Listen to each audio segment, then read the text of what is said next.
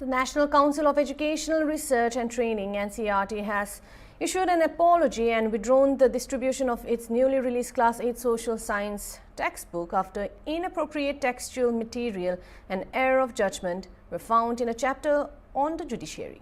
In a press statement, NCERT said that the Social Science textbook Exploring Society, India and Beyond, Volume 2 for Class 8 was released on February 24, 2026.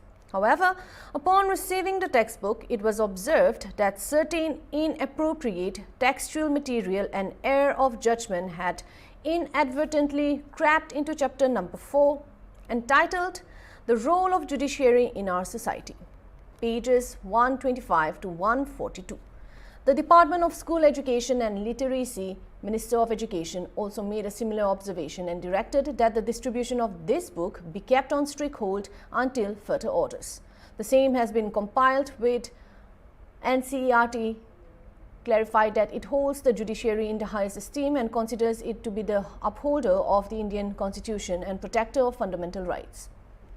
The chapter will be rewritten in consultation with appropriate authorities before being made available to students for the 2026 to 2027 academic session. In the meantime, attempts are being made to retrieve the 38 copies of the non-withdrawn Class 8 Social Science Part 2 textbook that were sold. Of the 2.25 lakh copies printed, only 38 were sold, while 2,24,962 remained in inventory. All unsold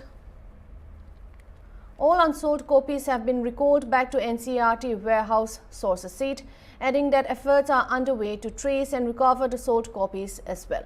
Earlier, the Supreme Court has taken suo motu cognizance of the issue.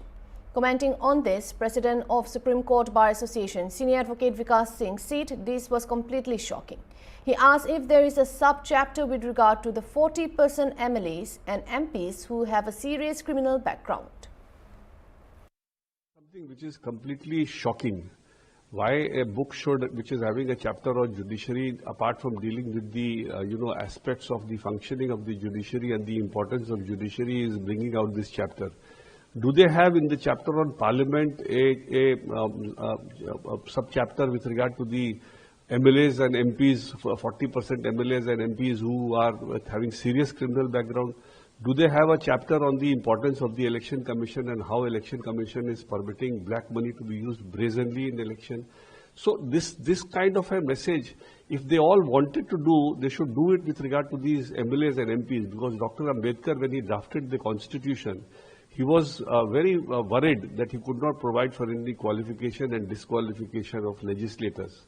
And he had hoped that the country will keep throwing good people as legislators. Today we have lawbreakers as lawmakers.